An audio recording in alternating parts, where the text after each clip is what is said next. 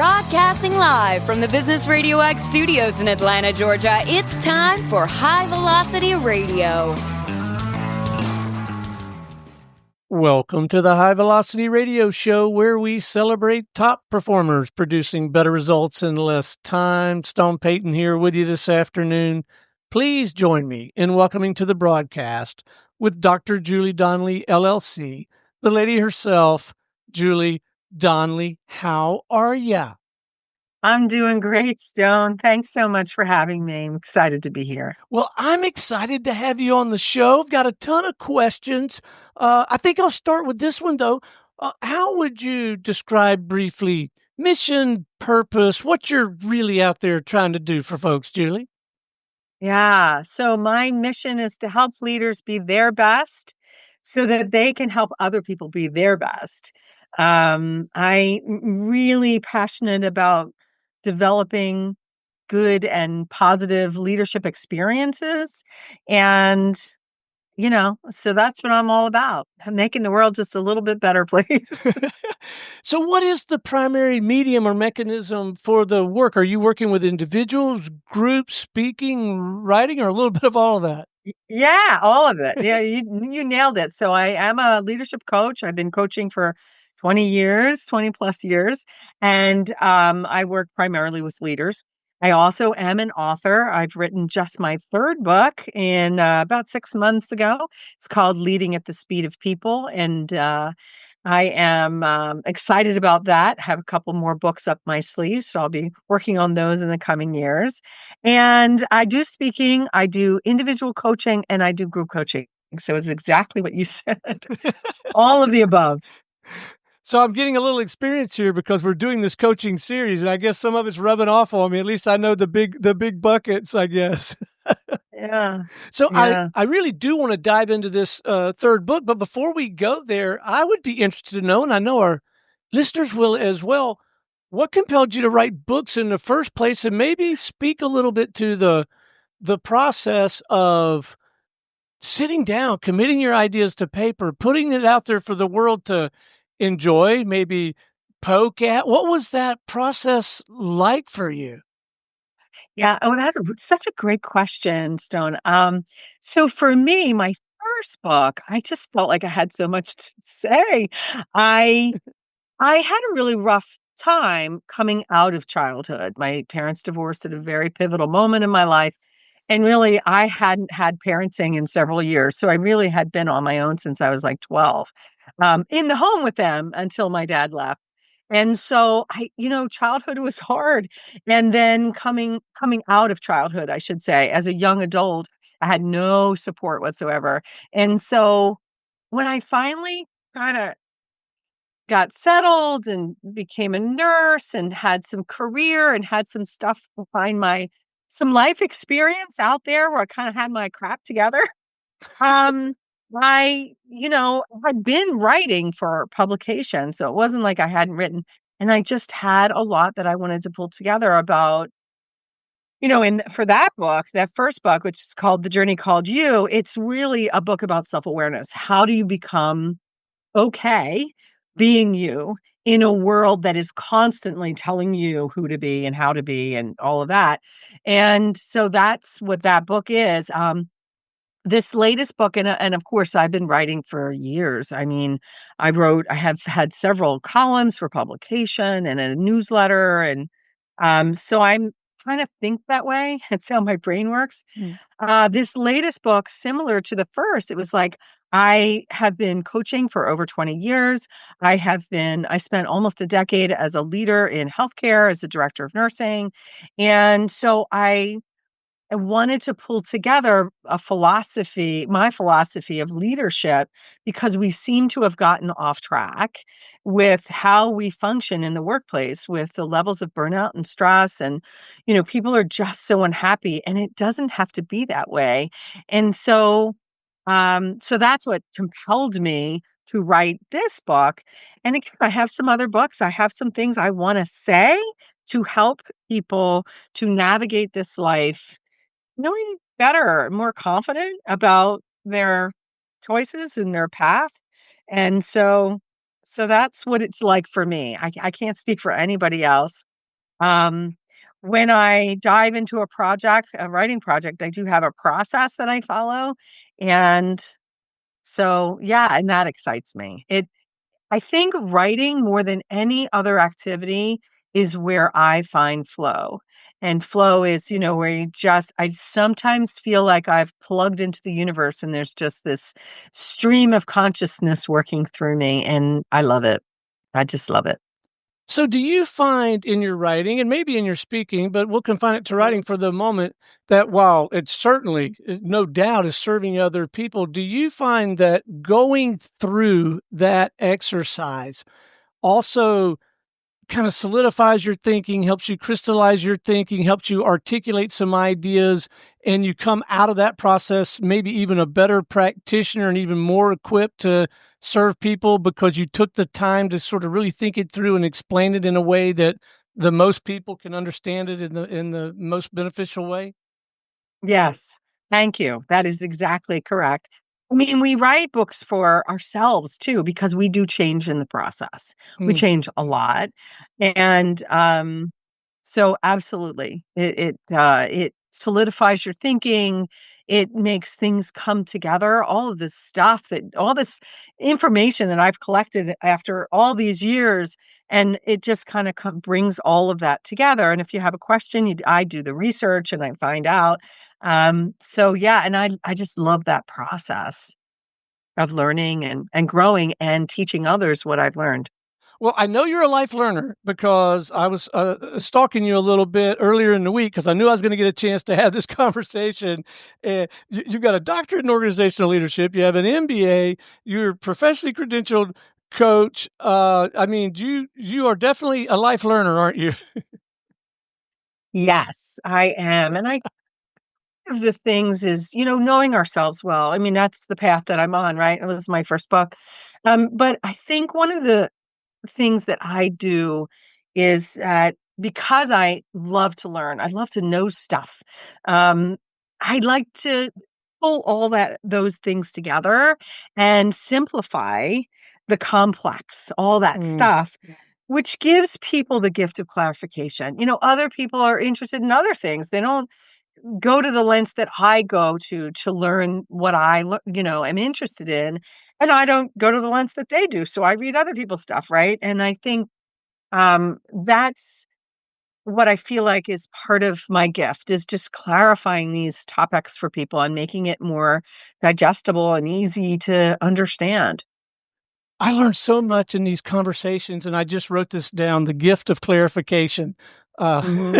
so you may hear that phrase on the air, and I'll try to give you credit, but, over time, I might just say, like I always say.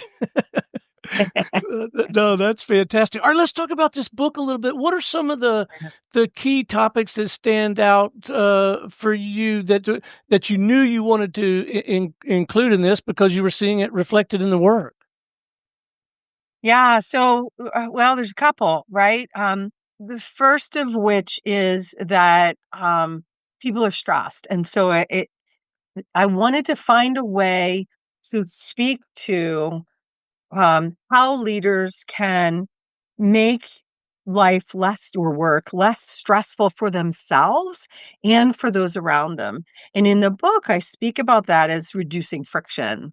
All of the things that get in the way or make it difficult for people to just do their greatest work, right? If that's the mission, is to for leaders to help other people do their best work and unleash their potential, then we have to make it easier for them to do that through training and resources and whatever those things are.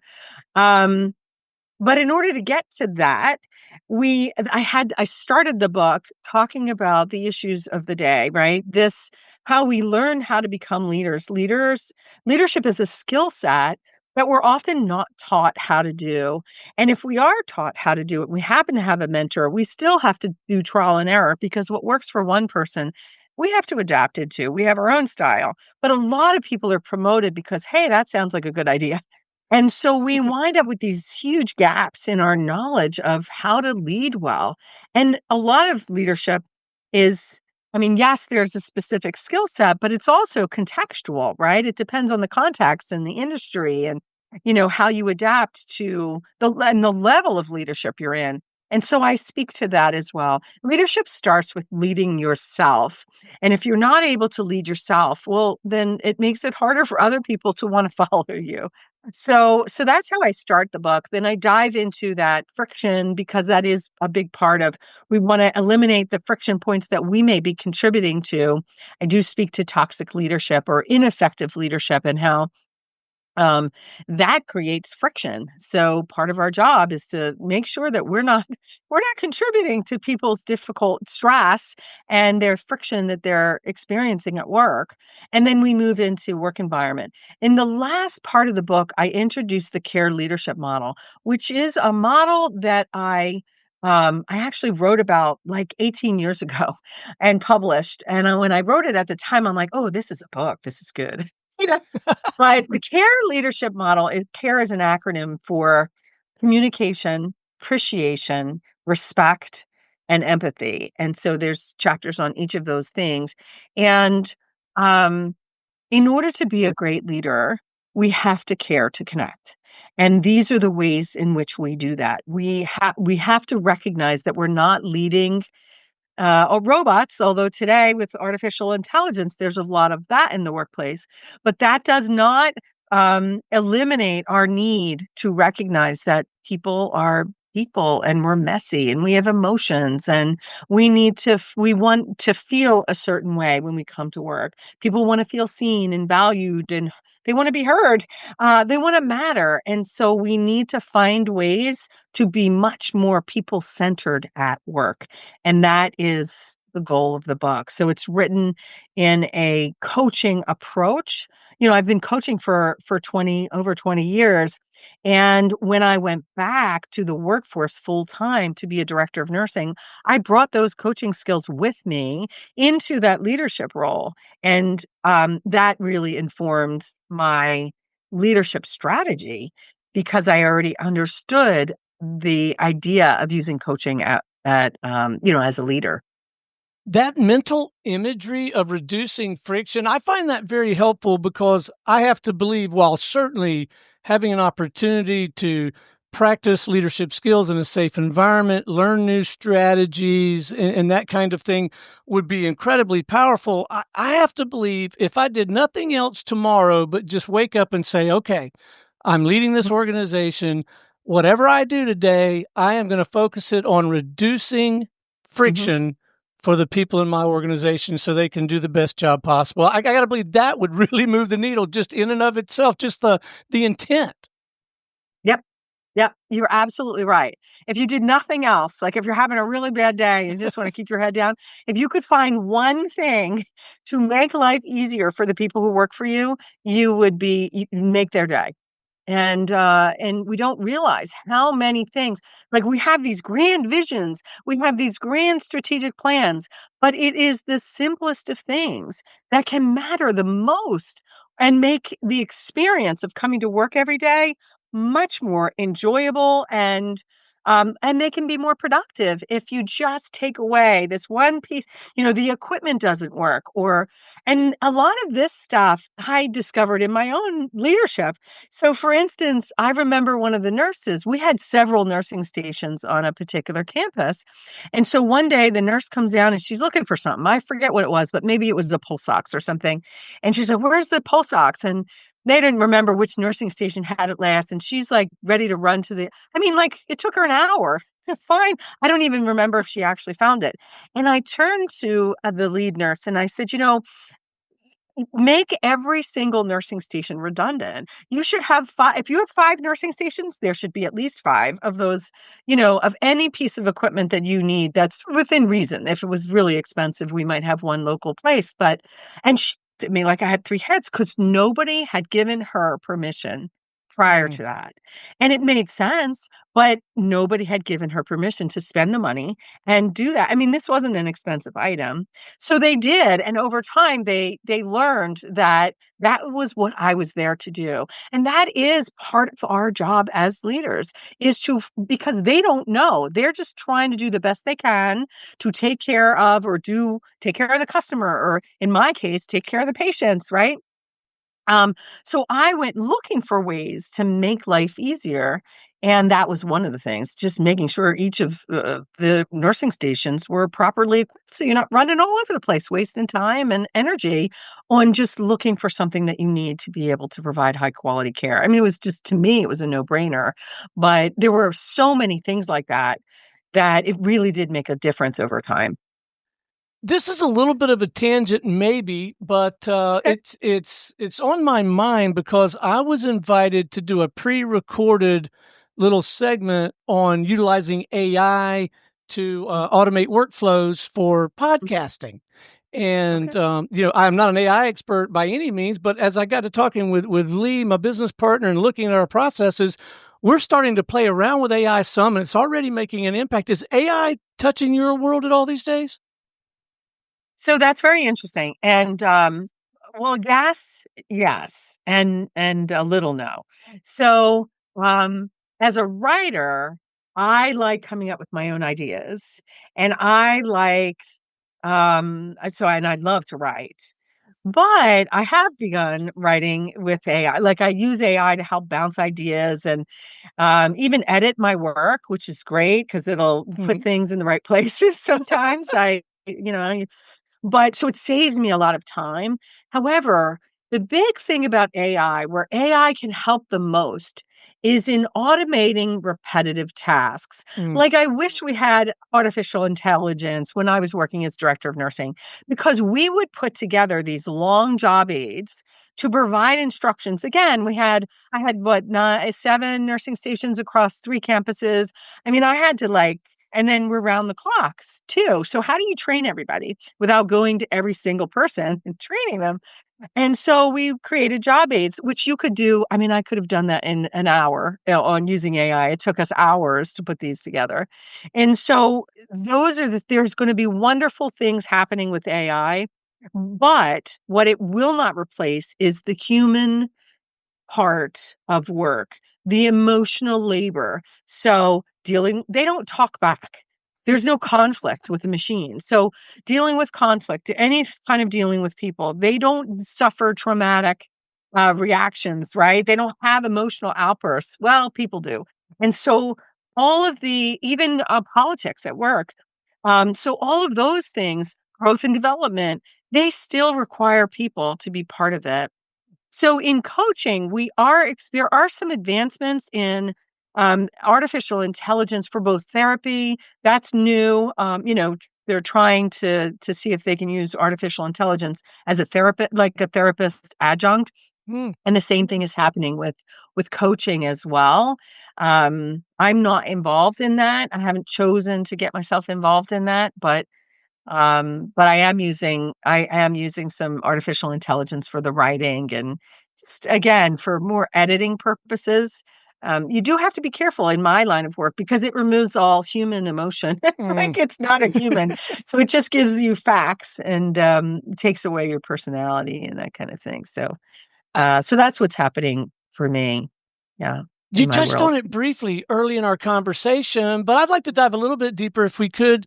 Your journey, your backstory, how did you arrive and end up doing this kind of work? Yeah. So my first job in healthcare, I mentioned that I really didn't know what I was gonna do when I grew up, and struggled a little bit coming out of my youth. And so, my first degree was in business. I had no idea what I was doing with my life. And then I decided I was gonna become a nurse. And a friend said to me, "Hey, there's this new adolescent unit that just opened in this psychiatric hospital right down the street." And so he said, "You should apply." So I did, and that's was my first job in healthcare. So Mm. I started in psych, and I loved it. I worked with kids and adolescents, and it was wonderful. However, it was a really toxic work environment.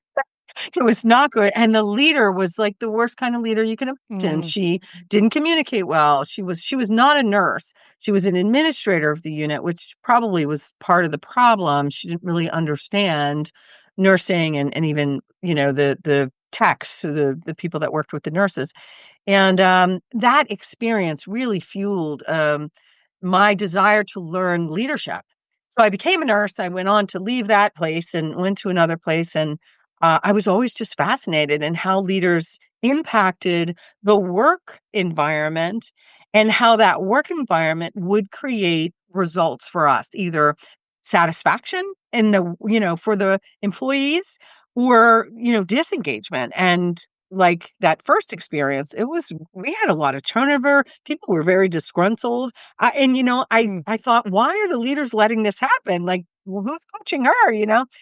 But anyway, so that fueled my interest in learning about leadership. I got my master's and then I wound up getting laid off 3 times in a row. Oh. And that third time, and I was a single mom back then, and that third time came right after I got my master's. And during that time period, I found coaching. It was in 2001. And so it was a very early, coaching was new. And that's when I started coaching back then. And so that's sort of how I got interested in all this stuff. And yeah, both leading and coaching. Coaching was a great match for me because I'd already been in psych. And so in psych, you're dealing with people who have tipped, right? There's so many people who are struggling with addiction and depression and anxiety and other mental disorders, right? But they tip and they wind up in a mental hospital. Most people don't. But because I had that experience, I've always been fascinated with people and I'm very compassionate. So that was a really good fit for me. And so when I transitioned to coaching, it was great because you're dealing with people who are functioning. They're great. They're out there doing wonderful things and they want to do more. They want to do better and be better. And so it was really a natural progression for me to move from the psychiatric arena into the coaching arena, as a lot of therapists do as well, because it's a good fit on that continuum of, just working with people. So in the early days of that transition, was the business side of coaching a little bit challenging, like just the sales and marketing and getting the business and taking care of all the business stuff, but you've also got to get out there and practice your craft? Was that a little tough to navigate in the early going, or did it come pretty easy? Yeah, it still is. But I mean, I did have an MBA, had actually a bachelor's in business and a master's in business. So I kind of understood how to run a business and you learn, right? And that helped me when I became a director of nursing because I was kind of on my own. It was my own department and I didn't report to a nurse. I reported to an executive director who didn't know anything about nursing. I mean, right? So you wind up transferring those skills into your life experience, into your life.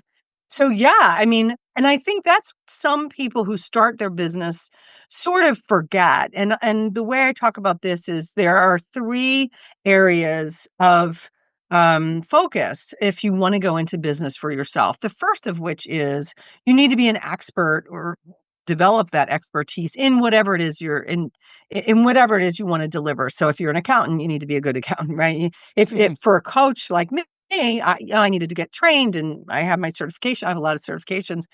So you need that. But then you also need those business skills. You need to understand marketing and accounting and how are you going to make those sales and what's your plan going to be? What's your strategic plan? All of that good stuff. But the third circle in a Venn diagram, if you wanted to put it together like that, is your personal development. Because you will grow tremendously along the way. You still have to manage yourself. You need to learn how to manage your emotions. How are you going to stay focused? Shiny object syndrome. I don't know if you've ever heard that. It's where we get very distracted from our core business strategies. Businesses do this as well, and it's not good at all. We don't want to be distracted. So all of those things that to develop ourselves, we need to work on as well when we go into business for ourselves. So yes, on the shiny, definitely yes on the shiny object thing. That is definitely one of my downfalls.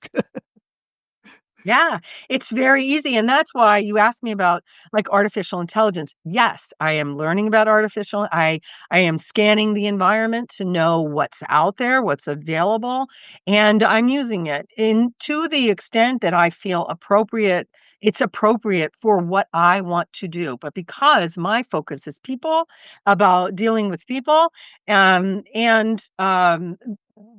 there's not quite the fit for me to invest my time and energy into learning more about, at least we're not right now. And one of the topics of conversations that I've been having recently with leaders and other professionals is this very topic, the topic of AI, the introduction of AI into the workplace and the stress that people are experiencing with that in relation to that. So, um, yeah, I mean, knowing your limits, knowing what the organization you're working for, what are their boundaries around the use of AI in the workplace, and how are they teaching people how to use it, how they want it to be used? But some people are jumping in there and getting excited and trying it out, and other people are scared, and people don't like change. So you have all of these factors and again, these are people trying to use AI. So this is not an AI thing. You can't, this isn't robots. These are people. And you have all this messiness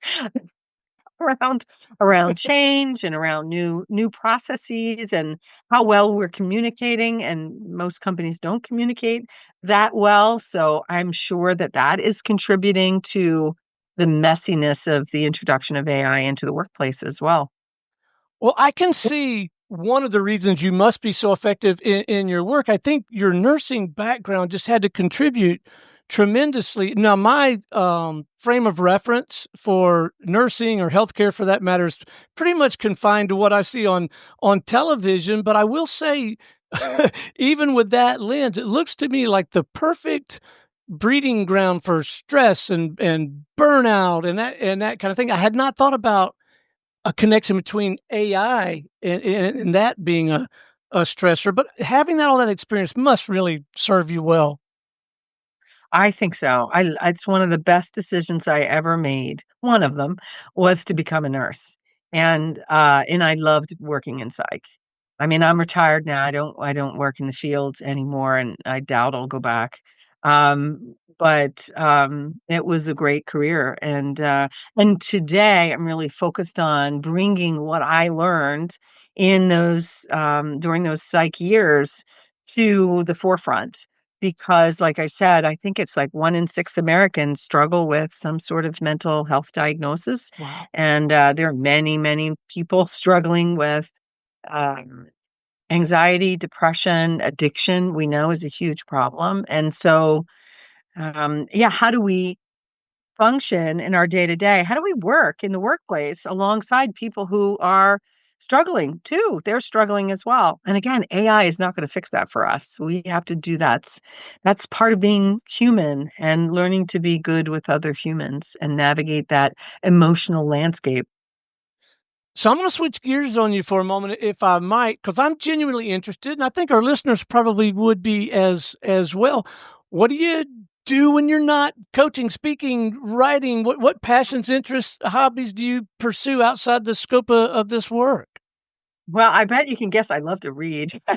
Yeah. So but yeah, so some of my favorite things, besides just hanging out with my husband and family and the dog, we like to ride motorcycles. I learned to ride a motorcycle about 6 years ago, so I am loving that at this time in my life. Obviously have some kids and I just had, my one son had a baby, so I'm a new grandmom, and I love that. And, yeah, and I'm a big Grateful Dead fan. So 40 years. I mean, I've been listening to them since I was a teenager. So just got back from Vegas and seeing the Dead and Company in the Sphere, which was so fun. I yeah, I got my husband into them too. So yeah, we have we have a great time doing that. And we just like to hang out. We like barbecues, we like hanging with our friends, and we love travel. So the more we can do that, we we've really been enjoying that in this time in our lives. I love asking that question. You can learn so much about a person when you ask them that question, and it sounds delightful. Before we wrap, I would love to leave our listeners with a little piece of counsel or advice. I call it a pro tip, kind of related to some of these topics that we've been talking about, something for them to be thinking about. Maybe it's reading. And look, gang, the number one pro tip I have for you, if any of this conversation is striking a chord for you, my pro tip is pick up the phone or get on the computer, reach out and have a conversation with Dr. Julie. But let's leave them with a little something to chew on. Yeah, well, I think what I would suggest is to look for the friction in your life, Mm. because that it really does lift your spirits. And so if there's something at work that's challenging, if there's something that even someone is doing, there are lots of things that you probably don't even, you've just learned to accept as is. But, we don't need to settle. We have a lot more power to create our life experience the way we want it to be. So that would be the tip of the day, I think, given our conversation. And of course, if you're looking for some assistance with that, pick up a copy of one of my books, the latest of Leading at the Speed of People, which, as I mentioned, is a people-focused, a people-centered approach to leadership. It's a coaching approach. All right. So, what is the best way for our listeners to tap into your work, get their hands on this book, maybe have that conversation with you, website, whatever coordinates are appropriate? Yeah. Well, I kept it simple. It's just my name. So it's drjuliedonley.com. Email, it's info@drjuliedonley.com. Just spell the name right? It's real simple. It's Donley is my last name. And I'm sure you'll have that listed in the information for this show. And so visit me online and send me an email, and my phone number's on the website. So feel free to reach out if I can be of service or assist you in some way. You can reach out for if you're looking for a speaker as well. So I'm happy to be of service in some way if something here resonated with you. Dr. Julie, it has been an absolute delight having you on the program this afternoon. I've learned a ton. I know our listeners have as well. You're clearly passionate and committed to serving people, and we sure appreciate you. Oh, thank you so much for having me. It's really been a pleasure chatting with you today. And yeah, I'm really excited to make some changes and help people along the way. So thank you so much for having me. I'm really grateful. My pleasure. All right, until next time, this is Stone Payton for our guest today, Dr. Julie Donley, and everyone here at the Business Radio X family, saying we'll see you in the fast lane.